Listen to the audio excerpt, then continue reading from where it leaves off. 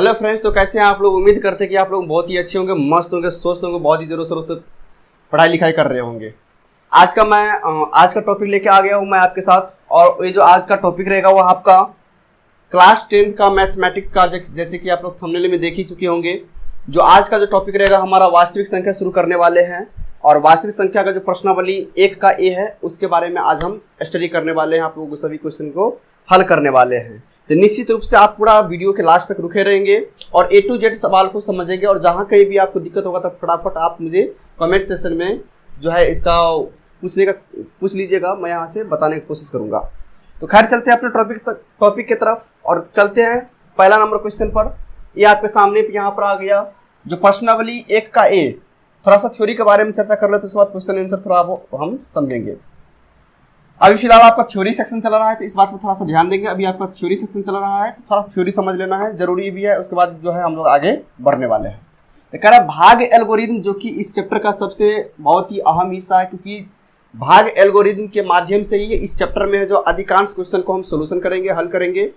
तो भाग एल्गोरिथम क्या है इसके बारे में समझेंगे, जिसको हम शॉर्ट में यूक्लिड विभाजन या फिर भाग लेमा, यूक्लिड विभाजन का भाग लेमा हम बोलते हैं, यूक्लिड का भाग लेमा भी बोलते हैं, ठीक है, या फिर भाग एल्गोरिथम भी बोलते हैं, ठीक है। इसका जो फॉर्मूला होता है ये होता है a बराबर बी क्यू प्लस आर। क्या होता है? a बराबर बी क्यू प्लस आर। और जहां पर यहाँ पर दर्शाया गया है जो 0 से, मतलब r जो होता है रेस, जो इसका रिमाइंडर जो होता है, शेष जो होता है वह 0 के बराबर हो सकता है, 0 हो सकता है, ठीक है, मतलब 0 हो सकता है, 0 से बड़ा हो सकता है। कहाँ तक? जहां तक इसका b, मतलब जो b जो होता है जिसे हमको क्या करना पड़ता है, भाग देना पड़ता है, उसके बराबर, उससे कम ही रहता है। टोटल चीज को हम यहाँ पर एक्सप्लेन करेंगे A to Z लेकर के। सभी चीजों को जो है हम बारीकी से लेने वाले हैं। यहाँ पर हम समझने वाले हैं जो कैसे भाग एल्गोरिथम को सिद्ध किया जाता है। तो सबसे पहले यहाँ पर जो है, यहाँ पर चर्चा किया गया है a equal to b q plus r. क्या दिया गया है? a equal to b q plus r. इसी बात पर हम लोग चर्चा करेंगे और ये क्या चीज है इसके बारे में हम लोग स्टडी करेंगे। तो सबसे पहले यहाँ पर दिया गया है a और b। इस बात को थोड़ा सा आप लोग समझ लें। यहाँ पर a दिया गया है और b दिया गया है। और q का मतलब क्वोशिएंट होता है, जिसको हम लोग हिंदी में भागफल बोलते हैं। q का मतलब क्वोशिएंट, जिसको हिंदी में क्या बोलते हैं? भागफल बोलते हैं। और r का मतलब रिमाइंडर होता है, जिसको हम लोग हिंदी में शेषफल बोलते हैं। आप लोग बहुत अच्छी तरीके से जान रहे होंगे इस बात को। और यहाँ पर जो दो चीज आपको देखने को मिलता है a और b, ये a और b कोई दो संख्या होता है। a और b क्या होता है? कोई दो संख्या। a और b कोई दो संख्या होता है। और जहां का बात करें हम, अगर बात कर ले हम जो q का, तो q का मतलब क्या होता है? जिससे जो हमारा क्वोशिएंट होता है, जिसको हम हिंदी में क्या बोलते हैं? भागफल बोलते हैं, भागफल बोलते हैं। और r का मतलब हो जाता है रिमाइंडर। r का मतलब क्या होता है? रिमाइंडर, मतलब इसको हिंदी में हम लोग क्या बोलते हैं? शेषफल बोलते हैं। क्या बोलते हैं? शेषफल। बात आ रहा है सबको समझ में? चलिए, तो a और b क्या है? दो कोई संख्या है। और q का मतलब भागफल हो गया और r का मतलब रिमाइंडर, मतलब शेषफल हो गया। इतना बात आप लोगों को समझ में आ गया। और दूसरी बात, जो यूक्लिड विभाजन का, यूक्लिड का भाग लेमा का सबसे इंपॉर्टेंट चीज दूसरा बात है, यह बात आपको ध्यान में रखना है। यहाँ पर इस सेक्शन को 0 पहले लेना है, बराबर का सिंबल, और जो ग्रेटर देन का, स्मॉलर देन का सिंबल है इसको लेना है। और बीच में जो है r मतलब रिमाइंडर रखना है, और उससे जो बड़ा होगा ये क्या, b तक। यह बात समझना बहुत ही जरूरी है, बहुत ही इंपॉर्टेंट है। इसका मतलब यह होता है, यहाँ पर कुछ सिंबल्स दिए गए हैं। इस सिंबल्स के बारे में थोड़ा सा चर्चा कर लेते हैं। थोड़ा सा हम वीडियो को, अगर हम थ्योरी समझाते हैं तो थ्योरी बिल्कुल A to Z पॉइंट को लेकर के समझना पड़ता है और समझाना पड़ता है। तो आप लोग भी बिल्कुल बारीकी की तरफ से ध्यान देकर के समझेंगे। ये जो R है, इस R का वैल्यू इसी से पता चलता है। जो R का मतलब यहाँ पर 1 होगा कि 2 होगा कि 4 होगा कि 5 होगा या 6 होगा, इसी बात से पता चलता है। चलिए हम बताते हैं कैसे। यहाँ पर तो 0 लिया गया है, तो 0 से r जो होता है, रेडियस जो होता है, 0 से छोटा कभी भी नहीं होता। r जो है 0 से छोटा कभी भी नहीं होगा। मतलब r का वैल्यू 0 क्योंकि यहाँ पर दिया गया है, 0 को हम ले सकते हैं। इसका मतलब क्या? ग्रेटर देन और इससे बड़ा। 0 से बड़ा हो सकता है, 0 हो सकता है, लेकिन 0 से छोटा नहीं हो सकता है। -1 कभी भी रेडियस का मान नहीं होता, सॉरी रिमाइंडर का मान नहीं होता है।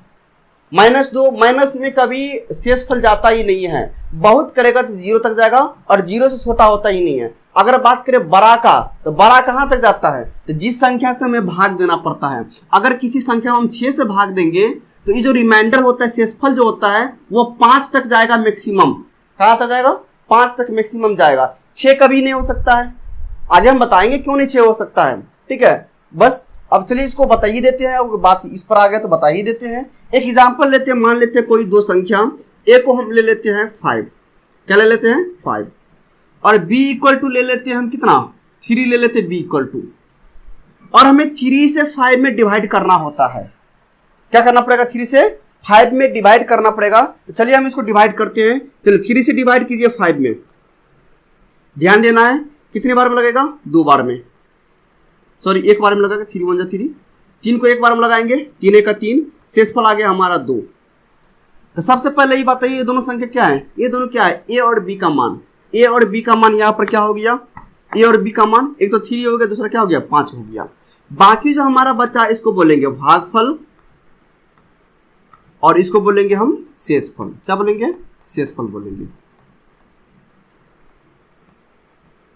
बात क्लियर है? एक हमारा भागफल हो गया और 2 हमारा क्या हो गया? शेषफल हो गया। इसके अलावा 3 और 5 या कोई 2 संख्या लिया गया है। सवाल में इसके जगह पर कोई और भी संख्या हो सकता है। और ये जो शेषफल आया, इस बात को थोड़ा सा समझिए, ये जो शेषफल आया 3 के बराबर कभी नहीं हो सकता है, और ना तो 3 से ज्यादा हो सकता है और ना 3 के बराबर हो सकता है। ये जो शेषफल आया है वो कभी भी 3 के बराबर नहीं होगा और ना 3 से ज्यादा होगा। होगा क्या? या तो 0 हो सकता है, मतलब अगर मान लीजिए यहां पर 6 रहता तो कट जाता, या तो 0 हो सकता है, या तो 1 हो सकता है, या तो 2 हो सकता है। 3 कभी भी नहीं होगा, क्योंकि 3 यहां पर 3 से हम डिवाइड कर रहे हैं। अर्थात यहां पर सिंपल सा बात समझ में आ रहा है, जो आर का वैल्यू वहां तक नहीं हो सकता जिससे हमको भाग देना होता है। अगर हमें 6 से भाग देना होता है तो 5 तक ही आर का वैल्यू हो सकता है। कहां से 5 तक? तो 0 से लेकर के 5 तक। अगर हम किसी संख्या में 7 से डिवाइड कर रहे हैं तो रिमाइंडर यहां पर शेषफल कितना आने की संभावना हो सकता है? 0 से लेकर के 6 तक। अगर हम 10 से भाग दे रहे हैं तो 0 से लेकर 9 तक। अगर हम 100 संख्या से भाग दे रहे हैं तो 0 से लेकर के 99 तक शेषफल आने का चांस रहता है हमारे पास। तो बात क्लियर आ गया? बात समझ में आ गया? यहां पर हमारा जो है इस प्रकार हम यहां पर लिख सकते हैं, जैसे कि यहां पर रिमाइंडर जो है b का वैल्यू जिससे हमको भाग देना होता है वह क्या दिया गया है? 3 दिया गया है। तो 0 से ग्रेटर देन r, और यहां पर जो b का वैल्यू है वो कितना है? यहां पर 3। b का वैल्यू कितना है? 3 है। तो r का वैल्यू यहां से हमको पता चल गया। r का वैल्यू यहां से पता चल रहा है, जो 0 से लेकर शुरू करेंगे और कहां तक जाएंगे? 2 तक जाएंगे। क्या 3 जाएंगे? बिल्कुल नहीं जाएंगे, क्योंकि जिस संख्या से भाग देते वो रिमाइंडर कभी नहीं आ सकता है। ठीक है। और सबसे बड़ी चीज, इस फॉर्मूला का सिद्धांत जो फॉर्मूला कहता है वह एक आता है जो जिसमें हमको भाग देना पड़ता है, जिसमें हमको भाग देते हैं उसको हम लोग बोलते हैं भाज्य। जिसमें भाग देते हैं उसको बोलते हैं भाज्य, जिससे भाग देते हैं उसको बोलते हैं भाजक, और जितना निकलता है, जो आंसर निकलता है हमारा, उसको बोलते हैं भागफल, और जो हमारा बच जाता है उसको बोलते हैं शेषफल।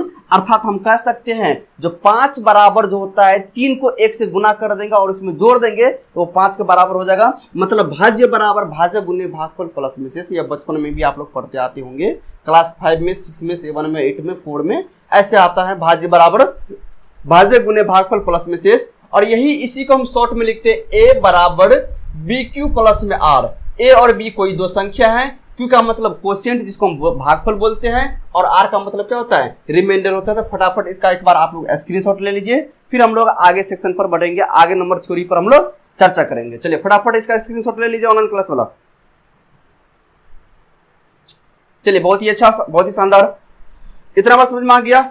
चलिए आगे देख लेते हैं। इसके बाद दूसरा नंबर टॉपिक थ्योरी पर मौसो और मौसो को लेकर के, क्योंकि इस प्रश्नावली 1 का ए में जो है आपका मौसो को लेकर के बहुत बार चर्चा किया गया है, तो थोड़ा इसके बारे में हम डिस्कशन कर लेते हैं। चलिए, तो सबसे पहले मौसो ए और 1, यह बहुत ही इंपॉर्टेंट चीज है, इसको आपको समझना पड़ेगा। ठीक है।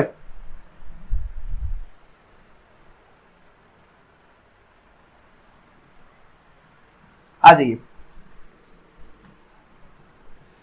यहां पर दिया गया मौसो 1 और ए बराबर 1। अगर कोई संख्या, किसी संख्या का मौसो पूछेगा, जैसे मान लीजिए अगर आपको पूछेगा 3 और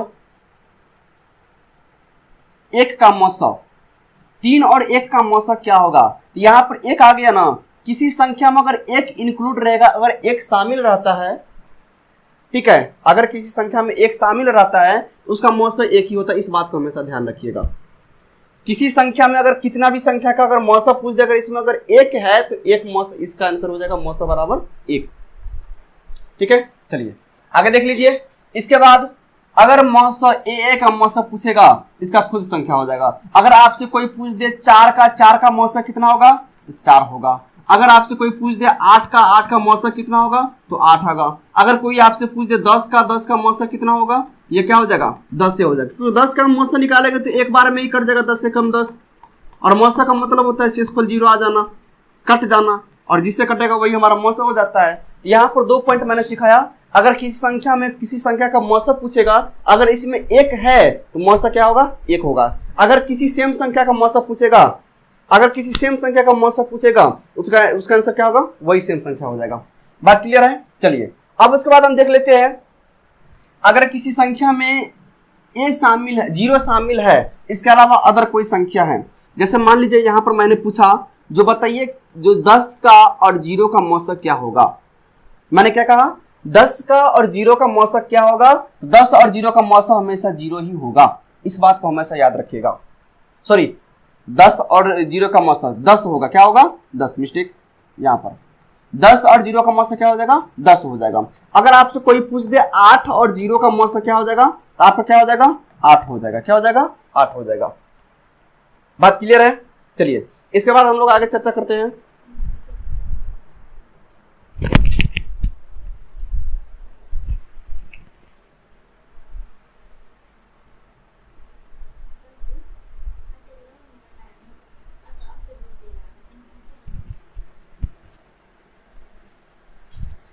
चलिए, बहुत ही शानदार।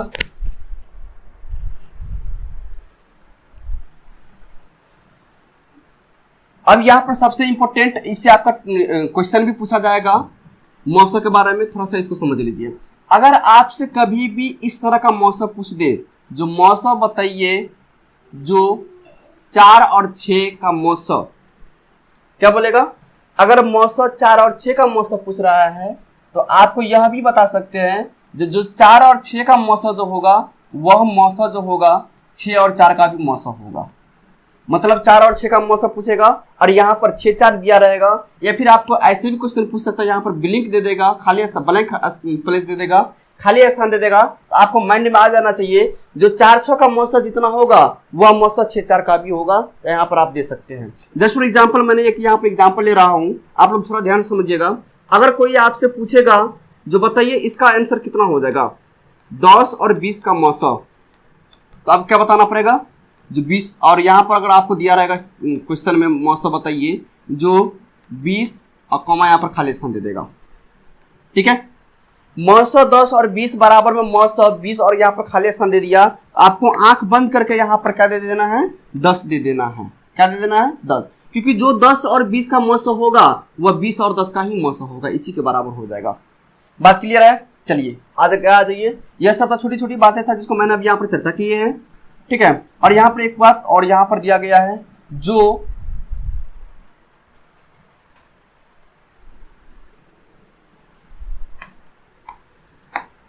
a बराबर बी क्यू प्लस आर, क्या दिया गया है, a बराबर बी क्यू प्लस आर। इसमें अगर मौसा ए बी का पूछेगा तो जो मौसा बी आर का होगा वही इसका सिद्धांत होगा। जैसे मान लीजिए कोई संख्या ले लेते 30, a बराबर में ले लेते कोई 2 संख्या 30 और b बराबर में ले लेते हैं 6 ले लेते हैं, 6 नहीं, 6 के अलावा हम यहाँ पर ले लेते हैं 7 ले लेते हैं। ठीक है, इस फॉर्मूला को थोड़ा सा सीध कर देते हैं। तो 7 से हमें डिवाइड करना है, किसमें, 30 में डिवाइड करना है। कितना बार में लगेगा, 4 बार में लगेगा, 28 हो जाएगा, खट के आएगा 2 आएगा। ठीक है, यहां पर कहा गया जो मौसा ए और बी, मतलब जो 30 का और 7 का जो मौसा होगा, 30 का और 7 का मौसा 30 का और 7 का जो मौसा होगा वह किसके मौसा के बराबर होगा, रिमाइंडर, मतलब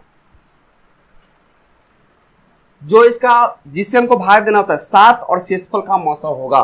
7 और शेषफल का मौसा होगा, मतलब यहाँ पर 7 और मौसा शेषफल कितना निकला, इतना का मौसा होगा। चलिए इसको करके देख लेते हैं। 30 का 7 का मौसा निकालिए। 30 का 7 का मौसा अगर निकालते हैं हम तो 7 से डिवाइड करना पड़ेगा 30 में। कितना सा आएगा? 7 चौके 28, घट के आ गया 2, घेरेंगे यहाँ पर कितना आ जाएगा?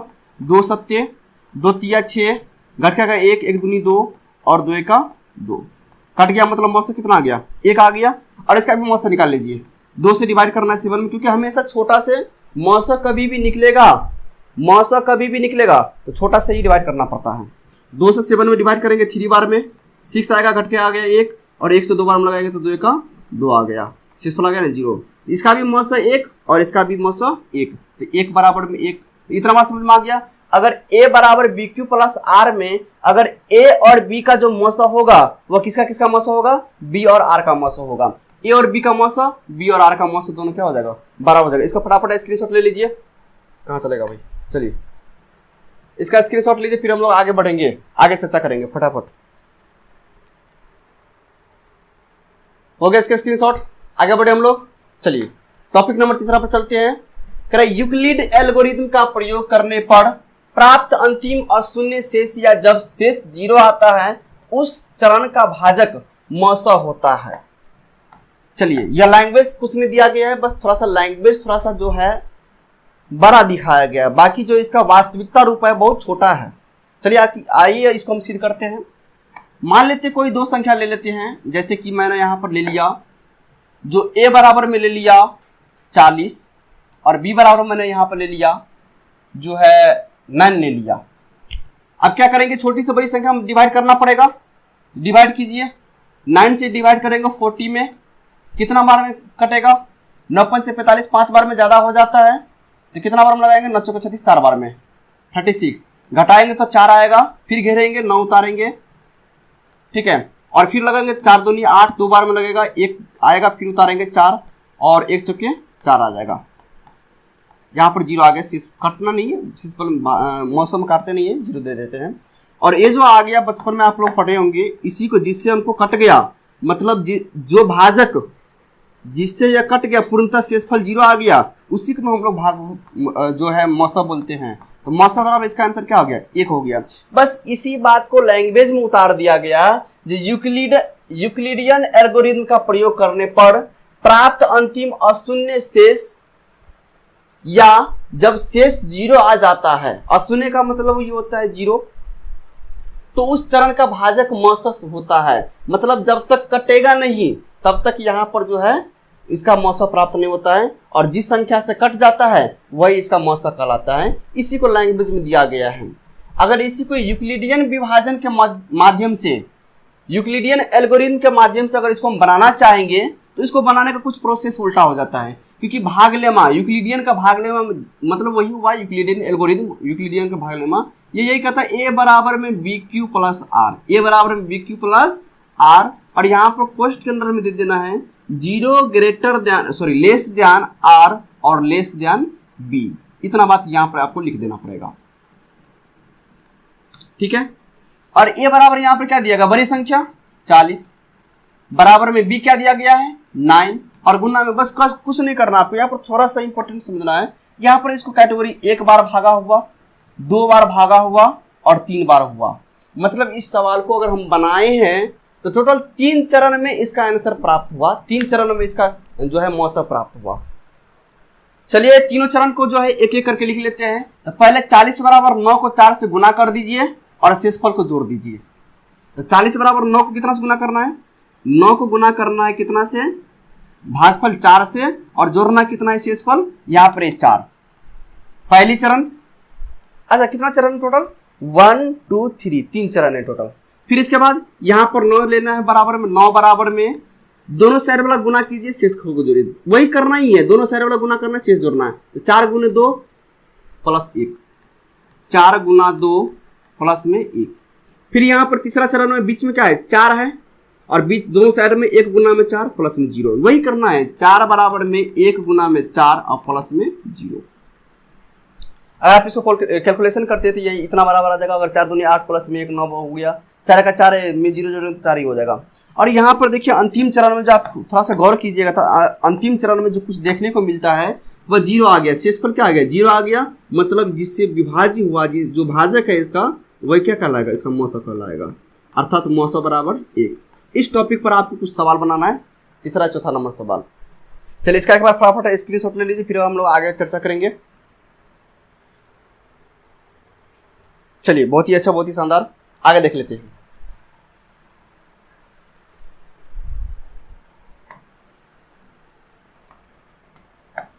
कह रहा धन पूर्णांकों को BQ प्लस R के रूप में लिखा जा सकता है अगर R बराबर 0, 1, 2 और यहाँ पर खाली स्थान दिया गया है, और B माइनस वन आवश्यकता अनुसार B के मान 2, 3, 4, 5, 6 हो सकता है।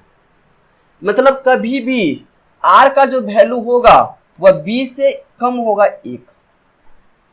कहने का अर्थात ये होगा, मतलब B से 1 हमेशा क्या रहेगा, कम ही रहेगा। मैंने इसके बारे में पहले ही चर्चा कर चुके हैं। जो मान लीजिए अगर हमको 7 से डिवाइड करना है, 32 में 7 से डिवाइड करना है, तो B हम किसको बोलेंगे, इसी को ना B बोलते हैं। जिससे भाग देते हैं इसी को हम B बोलते हैं, और जिसमें भाग देते हैं इसको A बोलते हैं, और जितना भाग देकर कहा था इसको Q बोलते हैं, जो शेष बच जाता है उसको हम R बोलते हैं। इस बात को हमेशा क्लियर कर लीजिए। जिससे भाग देते हैं उसको B बोलते हैं, जिसमें भाग देते हैं उसको A बोलते हैं, जो भागफल निकल कर आता है उसको Q बोलते हैं, और जो बच जाता है उसको हम R बोलते हैं। ठीक है, आ जाइए।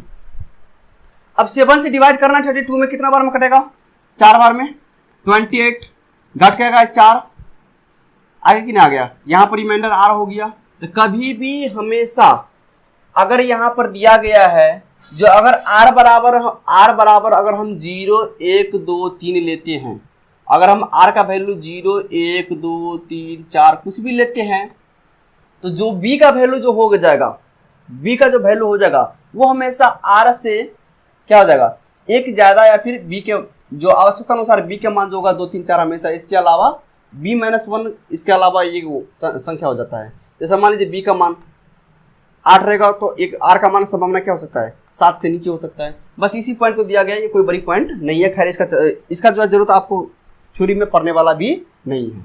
आगे आ जाइए। इसके बाद आपका क्वेश्चन आ गया, प्रश्नावली 1 का A आ गया, ठीक है, और क्वेश्चन नंबर आ गया 1 नंबर। चलिए इसको हम सोल्व करते हैं। बिल्कुल आपका ऑब्जेक्टिव क्वेश्चन दिया गया है, इसको फटाफट हम लोग जो थ्योरी के हिसाब से समझाने वाला होगा उसको मैं थ्योरी के हिसाब से समझाऊंगा। कह यदि B बराबर AC तो B A का क्या कहलाएगा। अगर B बराबर AC दिया गया है तो B A का क्या कहलाएगा, यह क्वेश्चन आपसे पूछ रहा है। ठीक है, चलिए आ जाइए, इसको हम बनाते हैं, सोल्व करते हैं। तो B बराबर AC दिया गया तो इसका क्या कहलाएगा, गुणज कहलाएगा।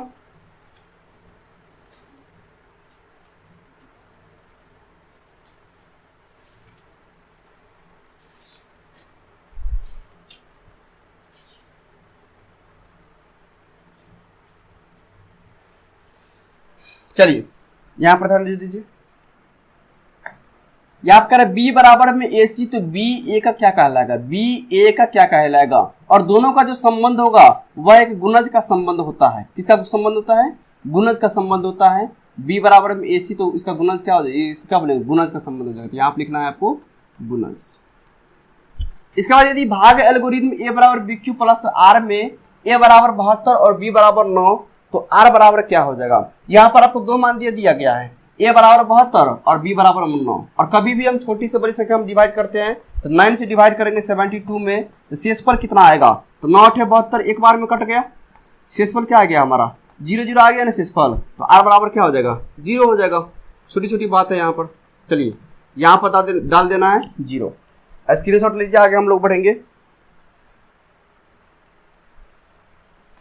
आगे आ जाइए।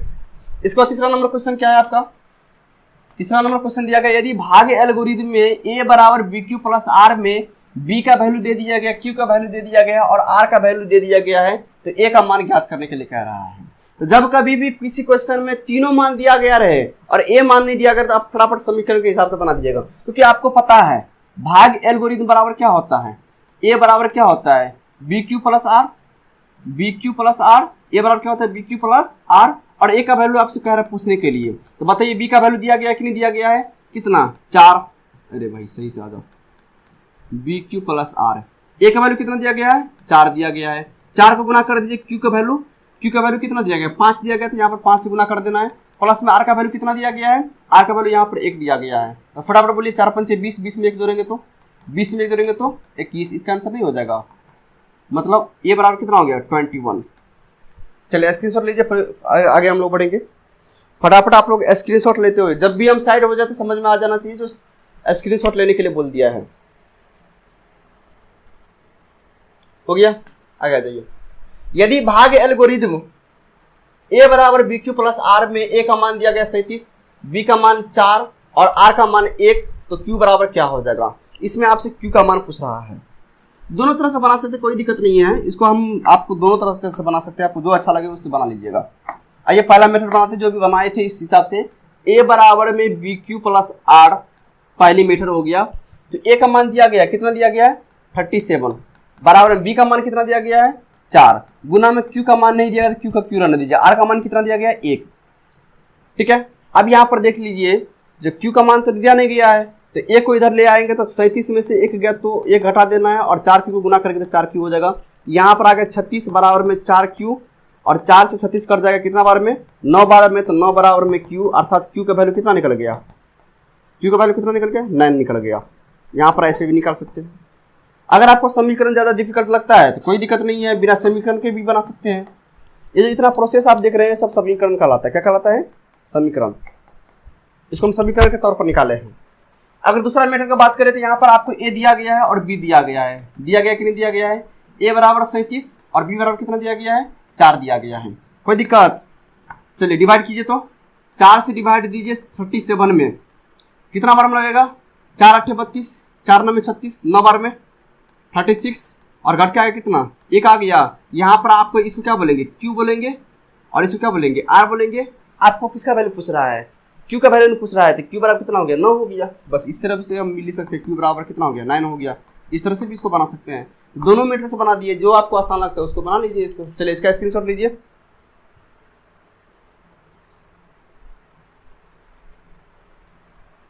चलिए वेरी गुड, आगे बढ़ते हैं हम लोग। 5वां नंबर क्वेश्चन, 1 का 5वां नंबर क्वेश्चन यहाँ पर दिया गया है कुछ इस प्रकार से।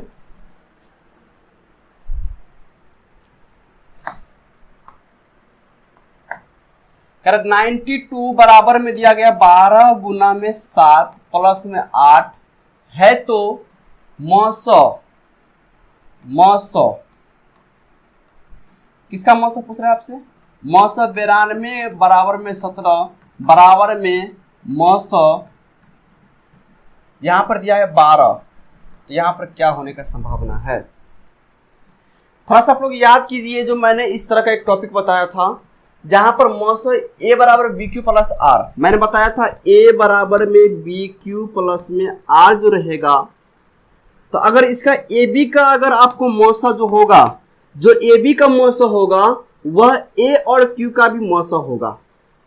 थोड़ा सा याद कीजिए, ए और क्यू का भी 900 होगा, मैंने बताया था। अभी मैं दिखा देता हूं आपको, मैंने बताया था इस बात को। चलिए यहाँ पर इससे पहले थ्योरी सेक्शन में मैंने बताया था, थ्योरी वाला सेक्शन में जो है दिया गया है,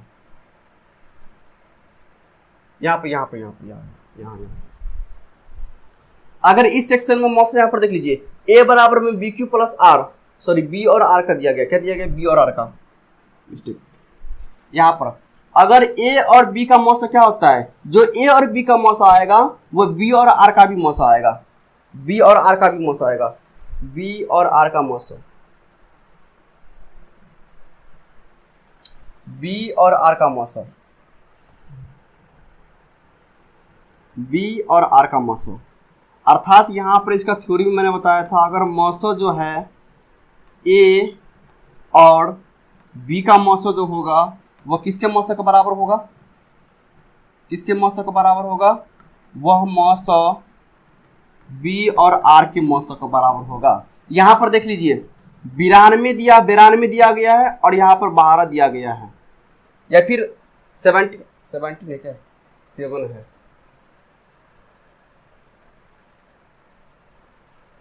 बिरानवे और 12 भाई,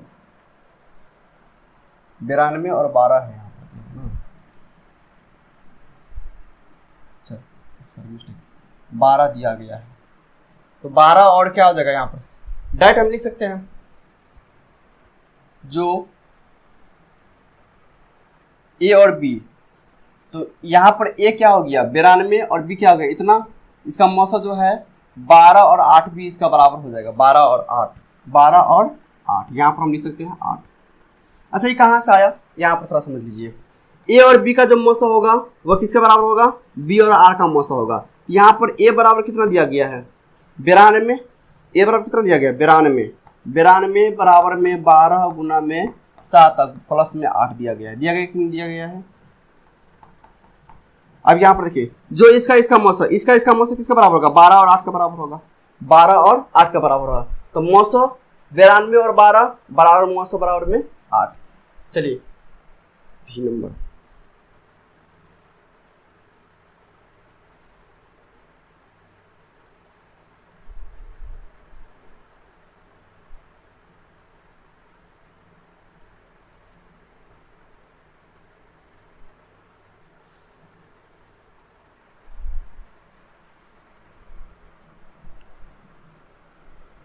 हो गया।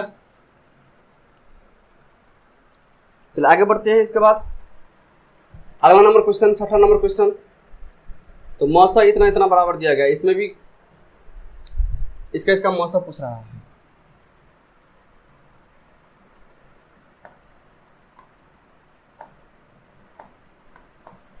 यदि 42 बराबर में दिया गया 35 गुना में 7, 35 गुना में 1 दिया गया, 35 गुना में 1 और प्लस में 7, और यहाँ पर दिया गया 35 बराबर में 7 गुना में 5 प्लस में 0।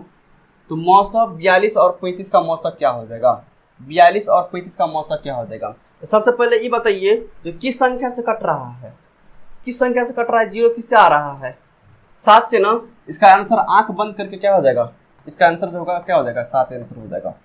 क्योंकि मैंने बताया था जिस संख्या से पूर्णतः विभाजित हो जाता है, शेषफल अगर 0 आ जाता है तो वही संख्या क्या कहलाता है, मौसा कहलाता है। इसका आंसर डायरेक्ट क्या हो जाएगा 7 हो जाएगा। आ जाइए, बात क्लियर है। इसका आंसर क्या हो जाएगा 7 हो जाएगा। रिटर्न कर लीजिए इसको भी। इसके बाद यहां से कह रहा है सभी में क्यू का मान और आर का मान बताने के लिए, क्यू का और आर का मान बताने के लिए इसको जो है हम एक ही मेथड से बनाने वाले हैं, भाग विधि के मेथड से। चलिए इसको कैसे बनाते हैं यहाँ पर देख लेते हैं। तो सबसे पहले यहाँ पर दो संख्या आपको सभी क्वेश्चन में दिया गया है, बिल्कुल दिया गया है। ए बराबर आपको दिया गया कितना 10 दिया गया ए बराबर, और बी बराबर 3 दिया गया। तो फटाफट डायरेक्ट आप 3 से भाग दीजिए। 10 में कितना बार में लगेगा 3 बार में लगेगा, 3 3 9, ठीक है, शेष बच गया 1। यहाँ पर आर का वैल्यू आप यहाँ पर लिख सकते हैं, जो ये इसको क्या बोलते हैं क्यू बोलते हैं। क्वेश्चन कितना हो गया 3 और आर कितना हो गया 1, बस हो गया, ये दोनों इसका आंसर हो जाएगा। हो गया इसका आंसर, क्यू बराबर 3 और आर बराबर, बस कुछ नहीं करना, आपको भाग देना है। अब यहाँ पर बताइए डिवाइड करना है, इसमें 4 से डिवाइड करना 19 में कितना आ जाएगा 4 चौके 16, 4 बार में कट के आ गया 3। अब यहाँ पर देख लीजिए शेषफल कितना आ गया 4 और 3, 4 और 3, क्यू बराबर में 4 और आर बराबर में 3। या फिर यहाँ पर अगर इसको इस मेथड से नहीं बनाएंगे, अगर लॉन्ग टर्म में जाएंगे तो बहुत बड़ा सवाल में आ जाएगा। यहाँ पर ए और बी, ए बराबर 4 तो दिया, बी बराबर इसको दिया है, लेकिन यहाँ पर मैंने उल्टा करके बना दिया ताकि यह जो है सवाल अगर हम इसको थ्योरम के ऊपर सिद्ध करेंगे तो वो बहुत भास्ट जाएगा। फिलहाल इतना ऊपर नहीं जाना है अभी। खैर आंसर है उसका कुछ अलग भी हो सकता है, ठीक है, बस इस क्वेश्चन के लिए। चलिए इसमें डिवाइड कीजिए। 3 से डिवाइड करना, ए बराबर दिया 81 और बी बराबर दिया 3। तो 3 से डिवाइड करना 81 में कितना बार में कटेगा 27, 27 से 81, 2 बार में पहले लगा लेते हैं 6, 2 पे 21, 2 7 21, 21, 0 0। मतलब यहाँ पर जो है यहाँ पर आपका क्यू कितना आ गया 27 और जो आर आ गया कितना हो गया 0 आ गया। अब इसमें डिवाइड कीजिए, ए बराबर 27, बी बराबर में 2, 2 से डिवाइड करना 27 में 1 मरतबा लगेगा, 1 कट गया, यहाँ पर उतारेंगे 7, 2 तिया 6, 2 तिया 6 हो जाएगा, कट के आ गया 1। अब यहाँ पर देख लीजिए कितना आ गया क्यू बराबर में 13 और आर बराबर कितना आ गया 1 आ गया, यही इसका आंसर हो गया। ठीक है, इस क्वेश्चन को जो है आप थोड़ा बाईपास कर लीजिएगा, क्योंकि ये क्वेश्चन अगर हम सही से थ्योरम को बेस्ट प्रोसीड करेंगे तो बहुत वास्ट क्वेश्चन जाएगा। ठीक है, तो फिलहाल इतना पर स्क्रीनशॉट लीजिए, फिर हम लोग आगे बढ़ेंगे, आगे चर्चा करेंगे। हो गया। यूक्लिडियन एल्गोरिथम के प्रयोग से निम्नलिखित के मौसा ज्ञात करें। अब यहाँ से जो है आपका तीसरा नंबर क्वेश्चन से थोड़ा सा कुछ भास्ट होने वाला है, और तीसरा नंबर क्वेश्चन ही आपको बोर्ड में पूछा जाता है। मैट्रिक एग्जाम के बोर्ड में जो है आपका तीसरा नंबर क्वेश्चन बहुत बार पूछा गया है, और ये बोर्ड मॉडल क्वेश्चन है। ठीक है, लगभग सारे एग्जाम्स में, सारे बोर्ड एग्जाम में यह क्वेश्चन निश्चित है, जो इसमें से एक क्वेश्चन जरूर ही अवश्य ही रहता है। तो आप लोग को माइंड में क्लियर कर लेना, जो इस क्वेश्चन को बाईपास नहीं करना है, बिल्कुल बोर्ड मॉडल क्वेश्चन है, तो इस क्वेश्चन को बिल्कुल बना सही तरीके से सीखना है। और इस क्वेश्चन को जो है आज हम सोल्व नहीं करने वाले, क्योंकि समय कुछ ज़्यादा ही हो गया है। तो आज हम इस क्वेश्चन को बाईपास, मतलब जो है इस तीसरा नंबर क्वेश्चन से जो है कल जो है दूसरे दिन बता देंगे आपको, कल के डे में बता देंगे। फिलहाल आज के लिए सिर्फ इतना ही रहने दीजिए। आज आपको थोड़ा सा कुछ थ्योरी समझाए हैं, और एक नंबर का कोई सोल्यूशन और 2 नंबर का सोल्यूशन समझाए हैं। तीसरा नंबर का सोल्यूशन हम कल से जो है इसको बनाएंगे। तब तक के लिए जय हिंद जय भारत, बस इतना तक ही।